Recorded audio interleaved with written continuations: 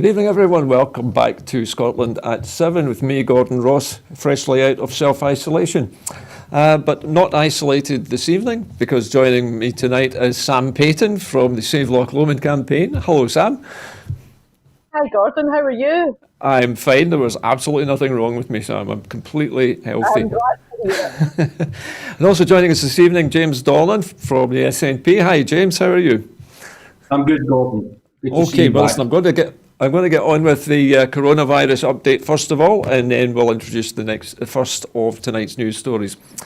So the coronavirus update first of all, and as of 2 o'clock today, a total of 953,664 people in Scotland have been tested through NHS Scotland labs and the UK Government regional testing centres. And of these, 895,790 were confirmed negative. 57,874 were positive. There are now 1,122 new confirmed cases of COVID-19. There's also one new reported death today of people who have tested positive. Now, this will be an underestimate of the number of cases, as not everyone with the virus will display symptoms, and not all those with symptoms will be tested. Of the people who have tested positive, 1,052 were in hospital last night, 90 of whom were in intensive care. The number of patients in Scotland who have died from complications caused by the coronavirus COVID-19 infection now stands at 2,701. This number only includes those who died in hospital having received a positive test for the virus. The latest UK daily figures available show that 44,998 patients who tested positive for COVID-19 have sadly died from their illness, an increase of 102 since yesterday. This number refers to deaths in all settings and not just hospitals. Now, if you'd like to join the conversation here tonight, you can do so on Twitter by following us at BroadcastScot and using the hashtag Scotland@7. And now, tonight's main stories. Scottish Tory MPs are using evil excuses to dodge a second vote on free school meals for English children as pressure grows for the UK government to do a U-turn. Douglas Ross and the Scottish Tory MPs have been condemned for their attempts to shamefully squirm out of funding free school meals for hungry children in a potential second vote in the House of Commons. Ross disingenuously stated that his MPs will no longer vote on England-only issues as a way to get out of voting for the measures, despite the move depriving children of food and impacting on Scotland's budget. The Tory government has come under further pressure and criticism over its stance today, after Boris Johnson was forced to admit that he hasn't spoken to Marcus Rashford since June. It comes after Health Secretary Matt Hancock falsely stated that I know they've been communicating. Well, Sam, let me come to you first on this story. Now, we've heard a great deal about school children being denied school meals during the holiday period. And what do you make of Douglas Ross's sort of excuses, his way of worming out of this? How do you react to this news that he's using evil in reverse to squirm out of this? Well, basically, when I heard this today, my first reaction is the man's nothing more than a coward. And, you know, he's not even worth talking about on the show. He's absolutely despicable. You know, this is children we're talking about. But then again, it doesn't surprise me, you know, the way he behaves. But I'd be interested in hearing James's input on what he's done and what he's said. Okay, well, let me cut across to you, James. There's Sam inviting you to step in here. So what's your view of this, James?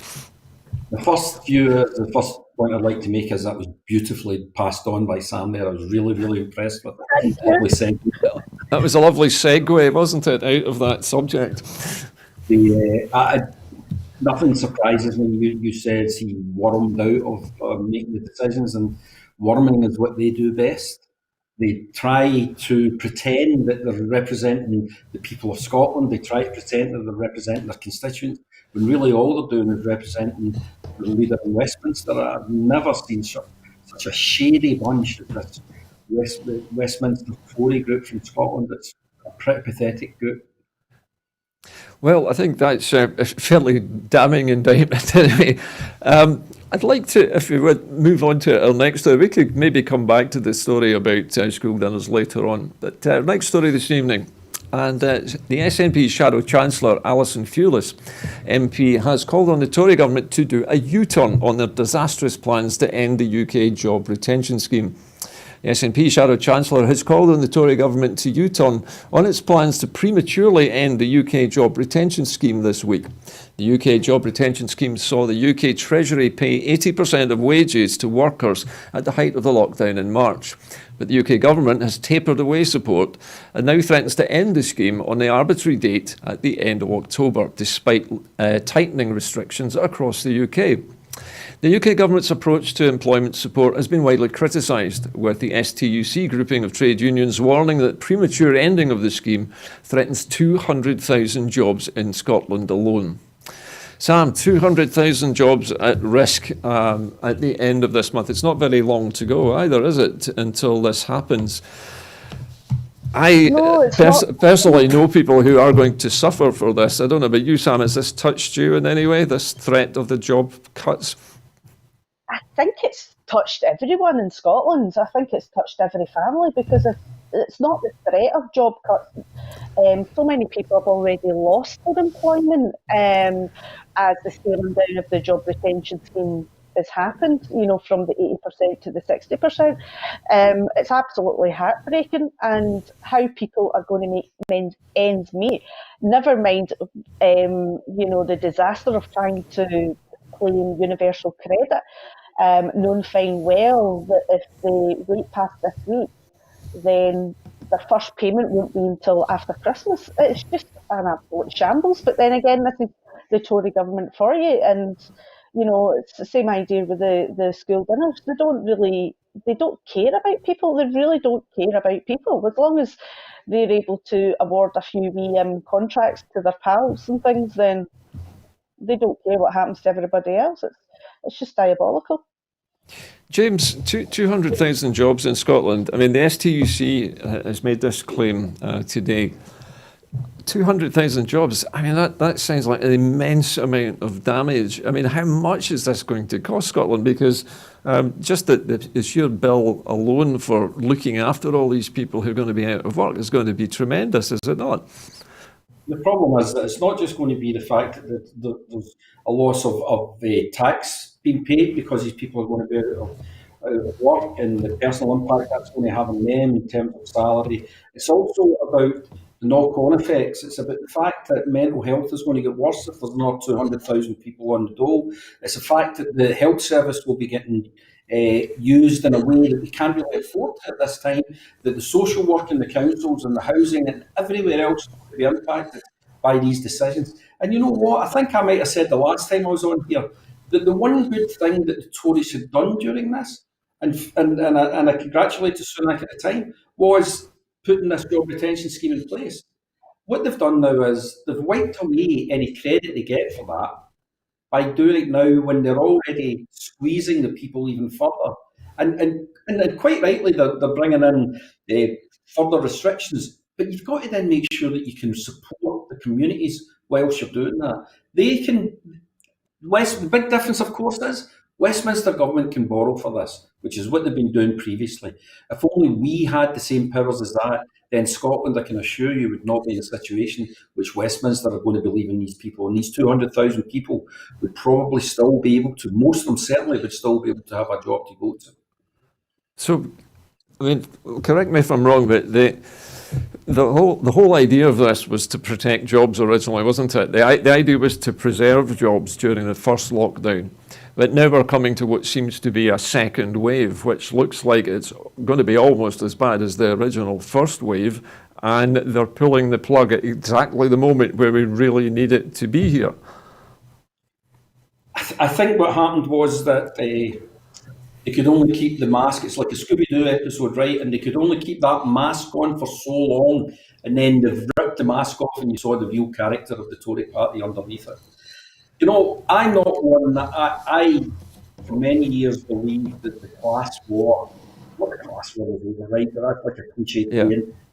But class isn't the same anymore, right? That used to be, we were sort of like working class, middle class, upper class. Unfortunately, we've still got the upper class. The other classes are much more mingled. We've still got the upper class, and the upper class in a way that I've not seen since I was a child.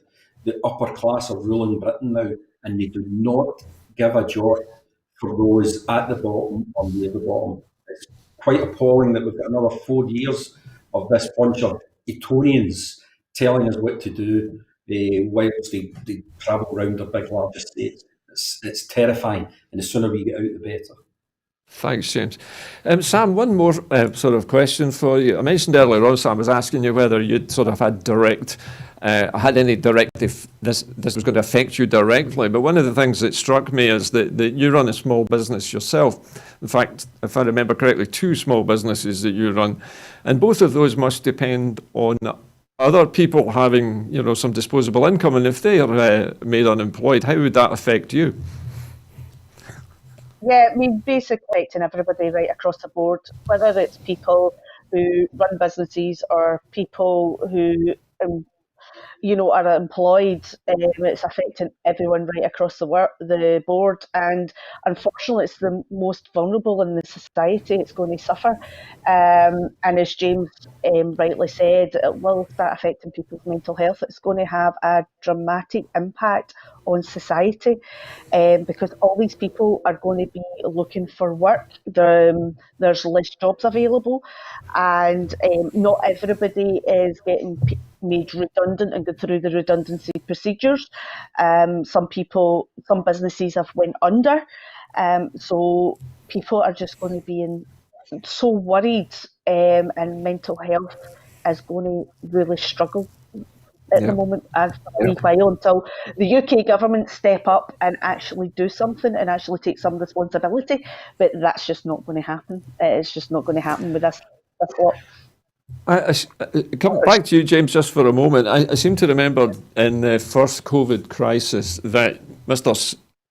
Sunak took shall we say, a very late step. He waited till the very last minute, and I remember that self-employed people particularly had to wait until they had literally screamed at the man before he actually started to take notice and put in place the grant scheme for self-employed people.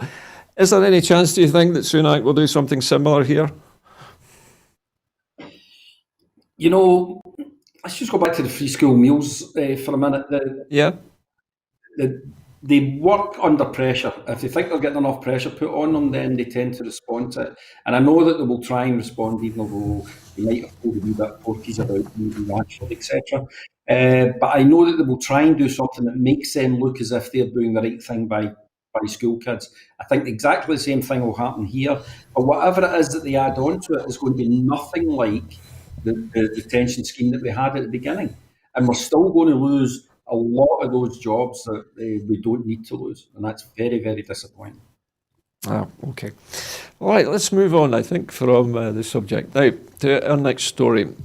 Now, the SNP has said that Boris Johnson is threatening Scotland's economy with reckless games over his botched Tory Brexit negotiations, warning that it's now inevitable that the UK is heading towards a devastating low deal or no deal outcome. With the Prime Minister still threatening to walk out and walk away from talks, the Tory red lines, meaning low deal, extreme Brexit, is now the only deal possible. Ian Blackford has said the Tory government was threatening Scottish jobs, businesses and living standards at the worst possible time in the middle of a global pandemic. It comes as David Wells, the Chief Executive of Logistics UK, warned that the average weekly shop will become much more expensive if Boris Johnson follows through on his threat to impose a no-deal Brexit, with import costs for everyday items rising by as much as a third. Separately, in an interview with the BBC, Tory Scottish Secretary Alistair Jack acknowledged that support for independence was rising in Scotland and admitted that part of the problem we have is that there are a lot of people in Scotland upset that we are leaving the EU. Opinion polls have consistently shown a majority for independence, with the latest poll by Ipsos Mori suggesting 58% of Scots want Scotland to become an independent country. Sam, let's hear from you first. Now, I suppose there are two things here. We're looking at the fact that Alistair Jack is actually acknowledging now that the Tories have a problem here because the Scots have now made it abundantly clear that they're not happy with Brexit. And 58% is quite a change from the 45% 6 years ago now. Yeah, I think very big of Alistair Jack to recognise that. But however, in saying that, I mean, at the end of the day, I mean, Boris Johnson's doing a grand job for raising awareness for the independence for Scotland and for Wales as well. And he's just, what can I say? But in a more serious kind of note, I mean, is one of the quotes I read today about the UK government dealing with Brexit from Michael Russell was that basically they are sporadic and dysfunctional, and the dysfunctional part is true right across the board, from the school meals to the job retention scheme to everything, every part of running the UK. They are completely dysfunctional, and it's just going to get worse. And people, you're already seeing a rise in people's shopping bills at the moment. It's already starting to happen. And once again, it's going to be the people, the most vulnerable in society. It's going to be struggling, and it's going to feel the worst of this. Okay. James, Sam's saying it's the most vulnerable going to be hit by this, but according to the figures that we're hearing, a 30% rise in the cost of our average shopping seems an enormous amount of money. And when you combine that with the high unemployment that's expected at the end of the furlough or the job retention scheme and the child poverty, lack of school meals, it's almost as if the Conservative government is deliberately trying to impoverish the country. I don't know if they're deliberately doing it. I just don't think they care that they're doing it. I think that's the truth. I think that as long as them, their friends, their family and their like are looked after, they don't care about the rest of us. Brexit has now become a matter of Johnson's pride and holding on to his position as Prime Minister for a wee bit longer. It's nothing to do with the well-being of the country. We know that he didn't think it was going to win, that they didn't think that Brexit would get through in 2016. It's an absolute joke that a country that is meant to be able to hold its head high up in the international community is behaving like some old healing comedy where, like Peter Sellers is in charge of the country. It's just the strangest thing. Never seen anything like it. And we were talking about support for independence. Support for independence will just continue to grow. And it won't just continue to grow because they are making such a mess of it, because we're going into Brexit, but because we get statements such as Alistair Jack saying, yes, there's rising support for independence in Scotland, but we don't care. You're not getting a referendum, and that's the end of the matter. That is just the stupidest thing that they could do. Do you think, James, it's possible that the Conservative government actually doesn't care if Scotland becomes independent or not? My own belief is that there's a number of them that wouldn't care a jot, because they honestly believe that England is the be-all and end-all. There's wiser heads in there that think, if we don't have Scotland, we're in big trouble. But if it came to the difference between Scotland leaving, UK leaving Europe, the EU, and us leaving the rest of the UK, they would have us out the UK in a second. So you think really that Brexit by any means is what they're after? It doesn't matter who gets bulldozed out of the way or hurt in the process? Well, it's become now just some totem. Johnson relies on these insane Brexiteers such as Rees-Mogg to be in power.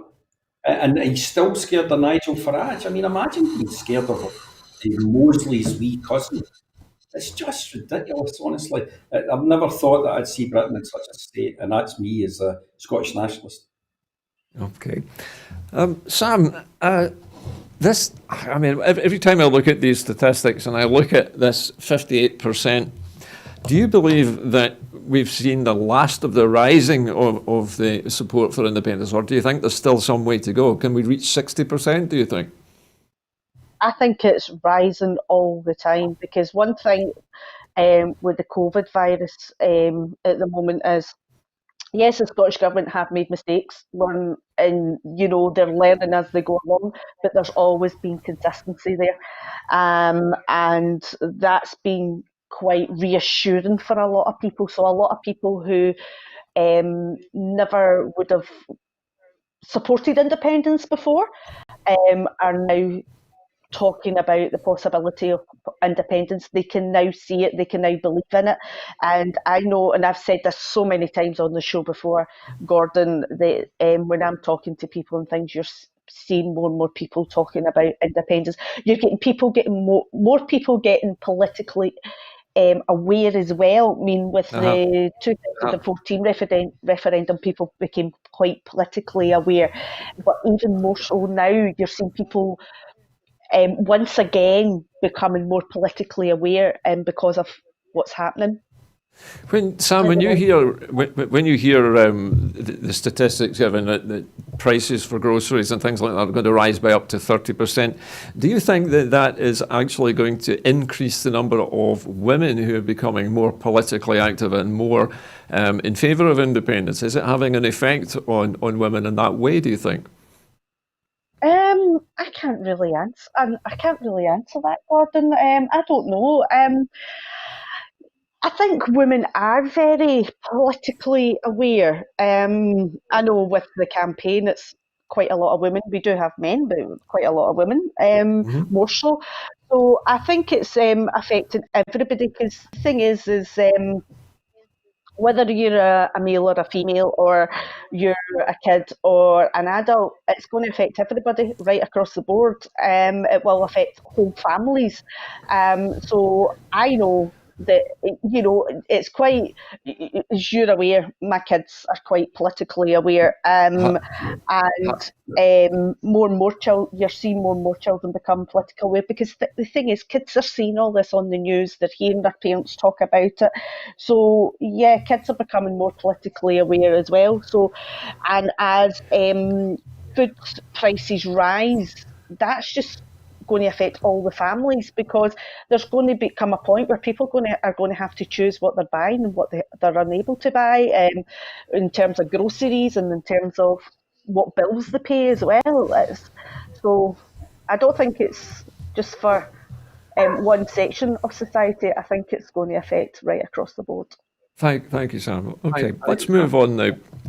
Kate Forbes has called for action, and has said that action is needed, to address the social care staff crisis. The Finance Secretary, Kate Forbes, is calling for changes to the UK government's new immigration system to ensure that vulnerable people receive appropriate standards of care. Ms Forbes has written to the Home Secretary, Priti Patel, asking for social care workers, many of whom are in the front line of the coronavirus pandemic, to be added to the Scotland shortage occupations list. The skill level of professions to be included on the list is decided on a UK-wide basis by the UK government, with no consultation with the Scottish Government or other stakeholders in Scotland. The UK government is currently being recommended to make preferential provision in the immigration rules for senior care workers who make up a relatively small proportion of the sector's workforce. This would fail to address the concerns raised by the care sector in Scotland, which is already struggling with staff shortages and has warned of serious problems after freedom of movement ends on the 31st of December. Ms Forbes said, as winter approaches, we need to anticipate that the pressure on staff will rise even further. We should be doing all that we reasonably can to reduce that pressure and to ensure appropriate standards of care are given to the most vulnerable. The Scottish Government should have the ability to influence and determine what is on the Scotland shortage occupation list. Sam, I'd like to come to you first on this. Now, this Scottish shortage list is a list which is supposed to reflect the shortage of staff, or staff who are needed in the Scottish economy at the moment, and yet it's not being decided here. Do you think there is any chance at all that the British government might allow the Scottish government or the Scottish care sector to have some say in this, or are they just going to ride roughshod over us as usual?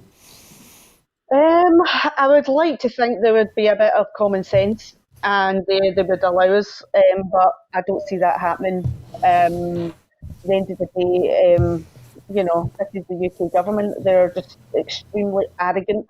And once again, I'll go back to that word, dysfunctional. And basically their egos, their arrogance is basically running the UK at the moment. And that's one of the biggest problems. As I say, I would like to see common sense and people behaving like adults, but I don't think it's going to happen. I'm really sorry. Okay, thank you, Sam. James. James can be hopeful in that one. Okay, Sam, thank you. James, to you now. Now, this is obviously a running sore with the Scottish Government that we have no control over immigration whatsoever, do we? It's all down to the UK Government and what it decides. Is the Scottish care sector, do you think, different from the rest of the United Kingdom? Has it got some, is there some special circumstance here that doesn't apply across the rest of the UK? To be fair, I don't think that matters, Gordon. I think what happens is that we should be able to see what's going on in the under the devolved Parliament of Scotland. We should be able to make decisions that are going to impact on what we see in front of us every day. And if we want to do things slightly differently, certainly over issues like health and social care, then we should have the right to do that. And the problem I have here, first of all, I don't think Sam should be apologising for not being able to see the Tory government do something for it. It's not likely to happen in most cases. But secondly, I think there's a deliberate ploy now to try and cut us out, to try and make it look as if this is not a functioning Parliament in Scotland and that all the important decisions are made in Westminster and we will decide what we get. So it's in their interest for our social care to be under more pressure. It doesn't matter about the personal cost, the human cost, but for our social care to be under more pressure so that some of these I have to be careful what I'm saying here, but so some of these politicians can then claim that the Scottish Government are not dealing with the pandemic properly, or we're not dealing with the elderly, or any other aspect of it. But it does seem to me there's a deliberate ploy now in Westminster, you saw the internal market bill, that to cut us out of it as much as they possibly can, and then blame us for something that we've absolutely no control over. Just a further point, James, if you would, on this subject of the British government, as you say, trying to cut the Scottish government out of decision making and then use that as a kind of stick to beat them with.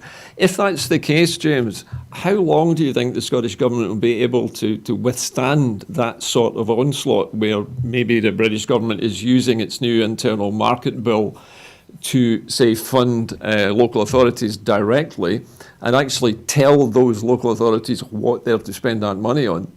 How long can the Scottish Government last if it is being sidelined in that way? Will it make it to Christmas even? Well, things are not going to happen as quickly as that. I don't think. I think what's going to happen is there's going to be pressure put on us, and through them trying to bypass us. But thankfully, we've got an election in May, and it's not a year in May, 2 years in May, because then I think the Scottish Parliament will be under immense pressure. I think that what will happen is that if they continue this, they'll pay the price in May. We'll see that there's an overwhelming result for the people of Scotland to be able to make the decisions for the people of Scotland. And I think this will rebound on them. But in the interim, people are going to suffer for it. And I think that's what their behaviour is unforgivable. They just don't see anybody outside their own narrow class as being important in the big scheme of things.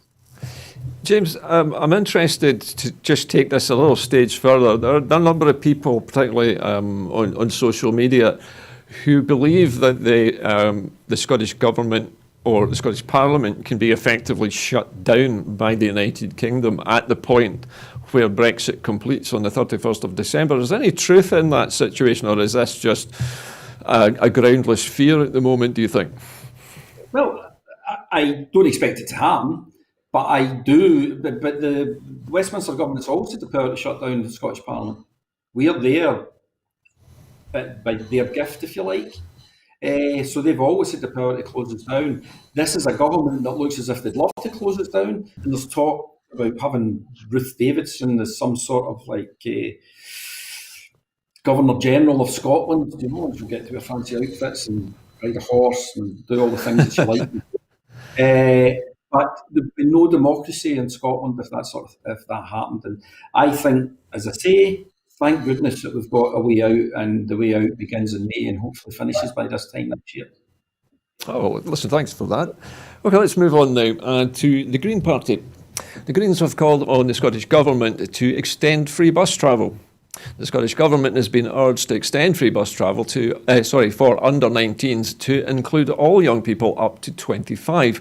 The Scottish Government today launched a consultation on the policy, which was hard won by the Scottish Greens in budget negotiations. The Scottish Greens co-leader Patrick Harvie has challenged the Scottish Government to extend the scheme when it comes into force next year, so that it can play a vital role in repairing public transport from the COVID-19 crisis. In his speech to the Scottish Green Conference this weekend, Patrick Harvie said, "We understand the challenges the public transport is facing due to the pandemic have had to take priority." But he added, "I will go further by challenging the Scottish Government to accept if it can't be done in the first few months of next year due to COVID, then we must legislate before the election to place a duty on ministers not only to meet but to exceed what they have already agreed to by extending free bus travel to up to the age of 25. Make no mistake, free bus travel for young people is a massive step to a fairer and greener Scotland. It means students will save hundreds of pounds in travelling to their college course.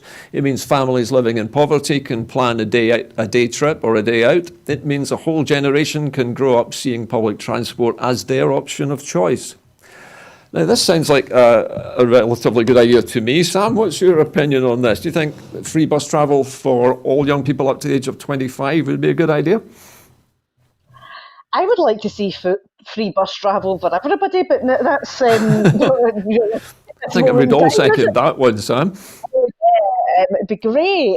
However, it would be a great idea, but it all comes down to finances. It doesn't it? To be honest, it all comes down to finances, Gordon, and it's whether or not the Scottish Government would be able to finance the under 25s without any fiscal powers. But however, having free bus travel, even just for the 19-year-olds and under, is going to make a huge difference, because how many families do actually struggle, kind of travelling out and about and things, and even for teenagers, for getting out and about and just having when they're starting to get on that ladder of trying to be a wee bit independent and grown up, and to be able to get on a bus and things, because people are going to start struggling right across the board, as we keep talking about. So this will maybe take a bit of pressure off.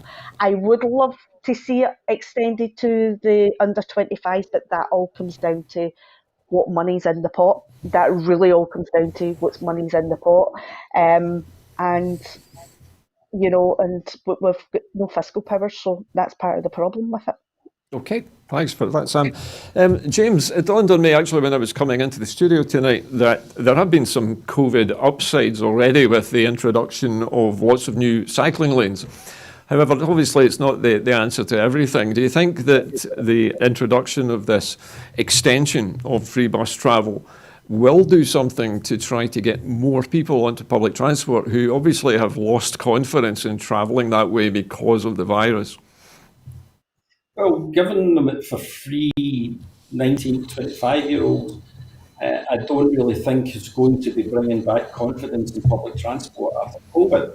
What I do think is that when we get out of this pandemic, and hopefully we get out of it by the turn of the year or early next year or whatever it may be, we have got a lot of things that we're going to have to catch up on. There's going to be a lot of areas where we're going to have to spend money on. And I do not think it's realistic to be... now, remember, I'm one individual, I'm filling the consultation, but I do not think it's realistic for the Greens to be looking for the Scottish Government to be putting money in this at a time when we are going to be struggling financially to claw back some of the places that we were before this pandemic started. So you think maybe this is not the appropriate time for this particular move to be made? Do you think maybe it should be deferred until we've had a look at the costs of the pandemic to Scotland as a country? Well, that for sure. But I was the convener of the Education Committee, and we talked about free transport for students. And I think there's a lot of benefit in that. And I think that if we're talking about free transport for school pupils and some people that are going to college or university, then I can see that we should extend that. I'm not sure why we should be extending it to 25. I don't see why you can't have a card that says I'm a student or I'm unemployed or whatever it may be, and you don't show it. It's just one of these that you can click on with. I don't see that it should be a blanket 25 thing. For me, it's a good policy maybe, but it's at the wrong time, and I just think it's something that the Greens want to be able to sell to the young people in the run-up to the election. That's all I think it's about. All right, well, thank you for that. Serious about it, but I think the timing is much more about the election than anything else. So you feel this is maybe a little bit of electioneering from Patrick Harvie? I'm sure that even the Greens occasionally do things like that. Okay. Well, thanks very much for that, James. And moving on now to America. And US early voting has topped 60 million. More than 60 million Americans have cast ballots in the United States presidential election, with 8 days to go. A record-breaking pace that could lead to the highest voter turnout in over a century, according to data from the US Elections Project today. The tally is the latest sign of intense interest in the contest between Republican President Donald Trump and Democratic challenger Joe Biden, as well as voters' desire to reduce the risk of exposure to COVID-19, which has killed about 225,000 people across the United States. Democrats hold a significant advantage in the early polling due to their embrace of mail balloting, which the Republicans have historically cast in numbers but have shunned amid repeated and unfounded attacks by Donald Trump, who says that the system is prone to widespread fraud. Overall, the Democrats hold roughly a 2-to-1 advantage in the early voting numbers.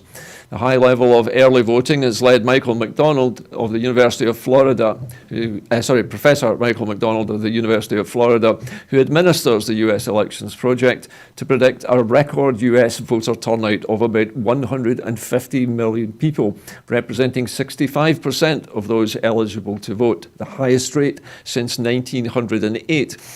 US voters have already cast more early votes during this presidential campaign than they did in all of the 2016, when they passed the 47 million mark earlier this month, data shows. Sam, let me come to you first. Donald Trump is obviously a favourite sort of punch bag for people in the UK. But this time it appears that Mr. Trump's lost his edge a bit, and it's beginning to look as if Mr. Biden might have a chance of winning the presidential election.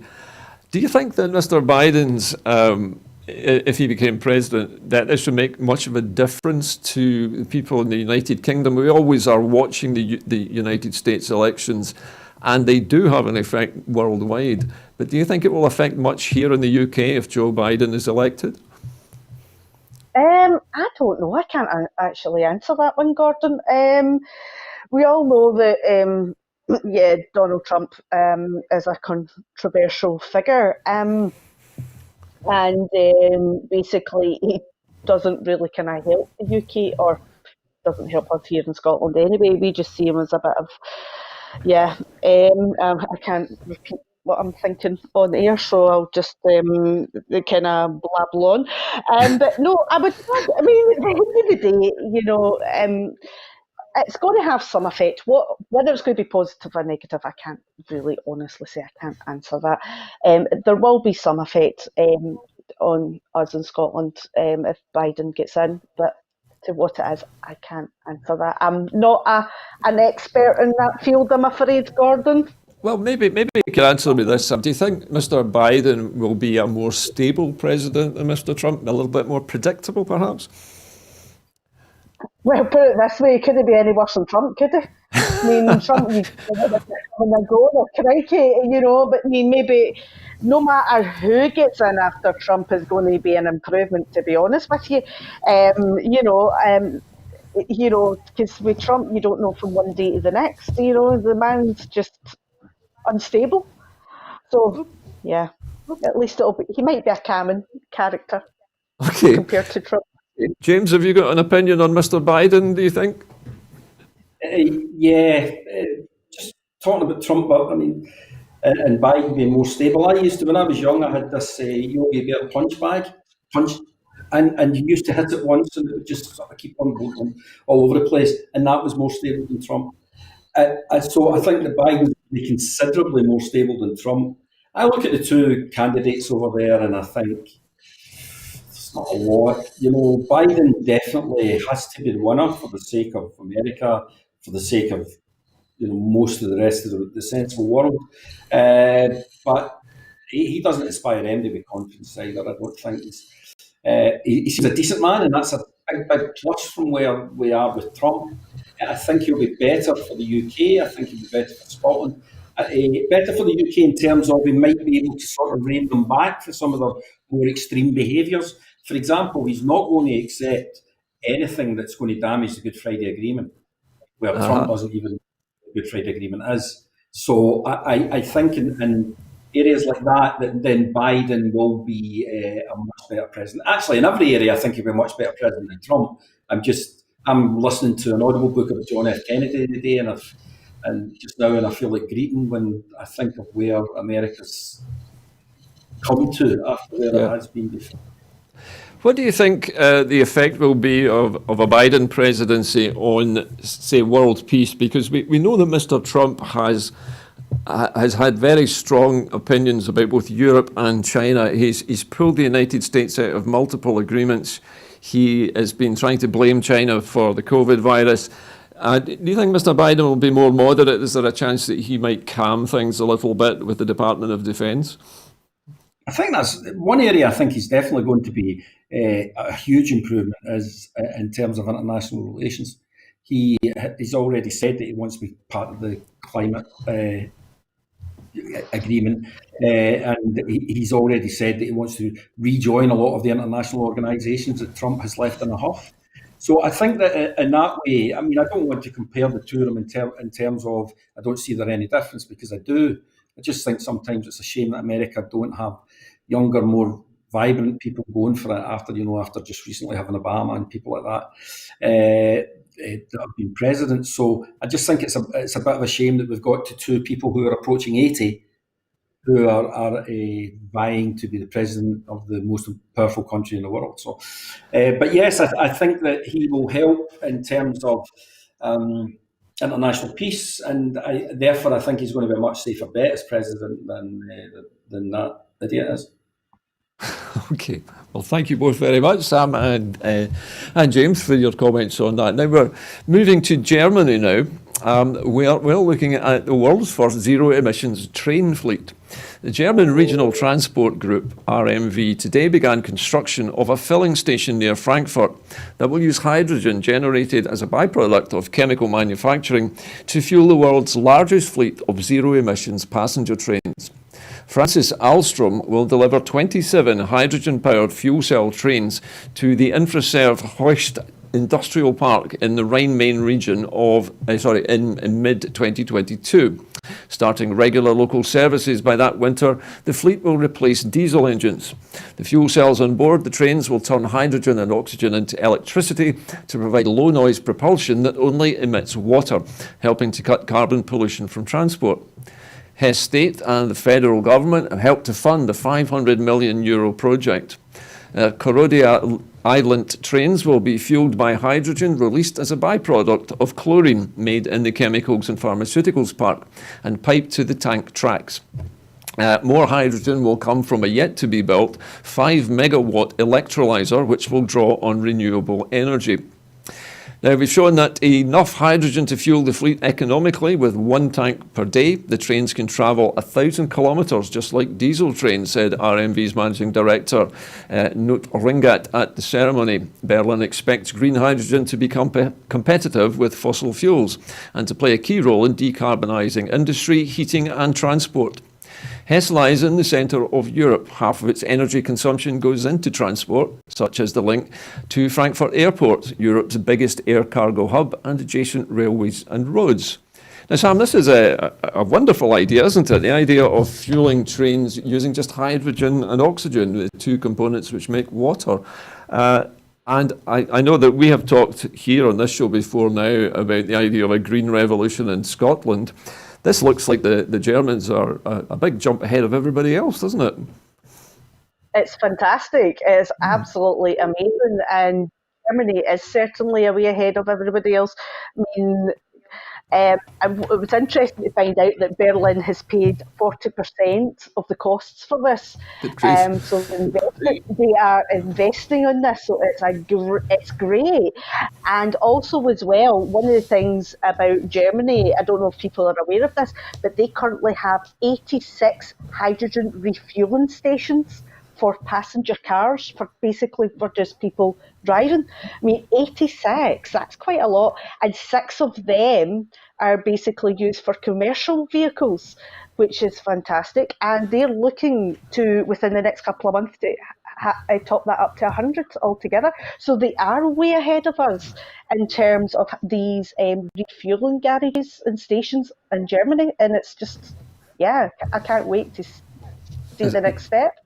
Yeah, sadly, the United Kingdom seems to have ignored this technology up until now. James, I've talked to my own blog online many times about green revolution. This surely is something which ScotRail should be looking at as well. I understand that ScotRail had experimented with a hydrogen-powered railway carriage, but they haven't got very far with it yet. Do you think that these German engines could be maybe adapted to run on the Scottish rails? Could there be a chance that these engines could be purchased and run on the Scottish railway system? I suspect there's much more to it than that. I suspect there's got to be an infrastructure in place.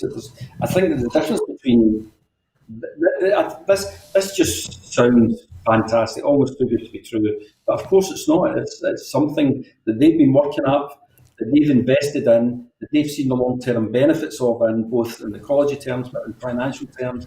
And that's something this country, the UK, does not do. Everything is for short-term benefit.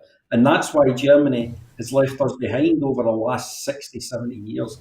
Since the war, they've even had to put up with the reunification of the country, which was at great expense. And yet, look at what they're doing and compare that to the shambles that the UK is. So, I mean, I would hope to see in the future in an independent Scotland, because I hold no hope of this happening in the UK, that we see something like that, because in many ways Scotland is one of the leaders in Europe in terms of renewables. James, a question that sprang to mind. I read recently that the SNP had published some plans to invest £12 billion in Scotland's rural economies. And included in that, or mentioned in that, was talk of reopening some Highland railway lines which had been closed in the 1960s. Have you any comment to make on that? Is that something you know anything about? No, I mean, I heard it mentioned before, and I actually was part of a discussion that was mentioned in it some time ago, but I don't really know too much about the details of it. But anything like that seems like a sensible way to go.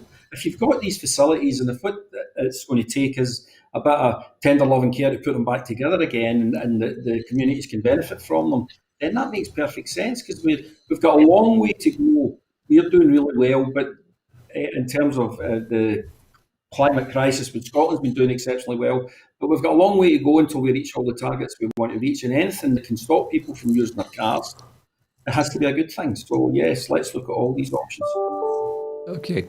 Listen, thanks for that. Let's move on to our next story this evening. Now, the Oxford COVID vaccine has prompted the immune system response in old as well as young adults.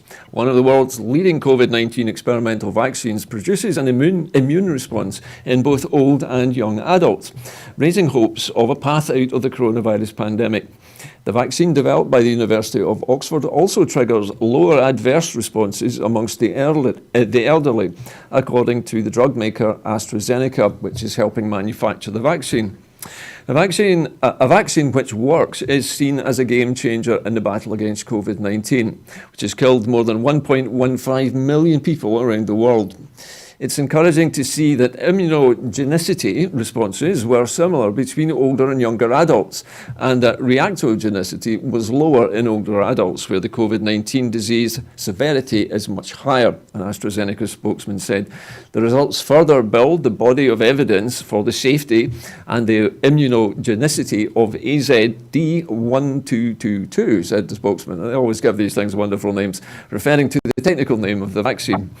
AstraZeneca didn't provide detail of the data behind the statement or say when it would publish the eagerly awaited late-stage phase 3 trial data, which would show whether the vaccine works well enough in large-scale trials for it to be approved. The Oxford AstraZeneca vaccine is expected to be one of the first to secure regulatory approval, along with Pfizer and BioNTech's 22 UAYF candidate. The news that older people get an immune response from the vaccine is positive because the immune system weakens with age and older people are the most at risk of dying from the virus. If it works, a vaccine would allow the world to return to some measure of normality after the tumult of the pandemic. Now, Sam, this sounds like a very encouraging piece of news. The first, I think, that I've heard that the vaccine which is being developed at Oxford University is apparently working in at least the trial they're doing at the moment. Now, I expect that when it's made available, it's going to be trialed, with maybe a few million people first of all. But any vaccine surely has got to be a wonderful ray of hope for all of us. Yeah, well, first of all, Gordon, I was impressed when you were reading that story with all the wonderful names and things. Isn't science wonderful? They just don't give anything a simple name. Oh, no. But yeah, I know. But back to your question. Anything, you know what I mean? Any breakthrough with some sort of vaccine or just anything to help us get back to some sort of normality would be lovely, to be honest with you. So if it's looking positive, that's really good. But obviously we need to wait for all the trials and everything to go through to make sure it's going to be safe to use as well. So, but yeah, it's good to see that so far it's all going well. So fingers crossed, because it would be nice to be able to go back to hugging people. You missed the hugs and the handshakes, Sam. Yeah, I know what you mean. No, the hugs. The hugs. Okay. James, to you, what are you going to look forward to if we get a vaccine? And hugs at the top of your list as well? Only if there's somebody meeting me when I come off the airplane in a foreign destination where the sun is beating from the skies. That's all I want, that opportunity to have a holiday, a break abroad again. That's what my brother stays in Lisbon, and I usually go over there maybe once or twice a year, and I've not been able to go at all this year. It's happening. He says selfishly. But yeah, I'm looking forward to that. I have to say that this vaccine sounds fantastic. Anything that's going to benefit us older people is what I've been looking forward to for some time now. So yeah, it does sound very encouraging. And the sooner we can get something back in place, or get something in place, and we can get back to living, approaching a nearly normal life again, then that would be fabulous. Although we will never go back to the way the things were before, I don't think. And hugging and shaking hands will be less of a normal event than they were before. I noticed also, James, in the past few months that anybody over the age of 50 is now being offered a free flu vaccine. In fact, I'm going to get vaccinated on Monday. What was the reasoning behind that, James? Do you know why they decided to roll that out to more people? What was the thinking in SNP behind vaccinating more people against flu? Was this just to reduce the numbers of people who might be ill during the winter? I think that's exactly what it is. I think that, the last thing we need is a big outbreak of influenza on top of this pandemic. So what you're doing is, you're trying to cut down the amount of people that can get it. And if that means that you're spreading the viruses a bit, you're spreading the jags a bit further, then that's a very sensible thing to do. And of course, you get more susceptible the older you get, as you said, and I suppose even over 50 you can get susceptible to these things. And sometimes since I was that right enough. Okay, well, listen, thank you very much, both of you, for your comments. And to our final story this evening. Historic Environment Scotland, the HES, has published updated results of a follow-up survey scoping the impacts of COVID-19 on the country's historic environment sector. The survey, which ran from mid-August to early September, repeated some key questions from the initial report published in June this year to reveal any changes over that time across the sector and to illustrate comparisons. The additional results will inform ongoing recovery work with sector partners. HES Director of Development and Partnership, Alison Turnbull, said, alongside the rest of the country, this has been an incredibly difficult time for Scotland's historic environment sector, and I would like to thank all of those who took the time to engage in this latest survey. The findings allow us to chart not only the impacts of the pandemic on sector partners, but to gauge comparisons now with the state of play when we first surveyed the sector in April at the start of the lockdown.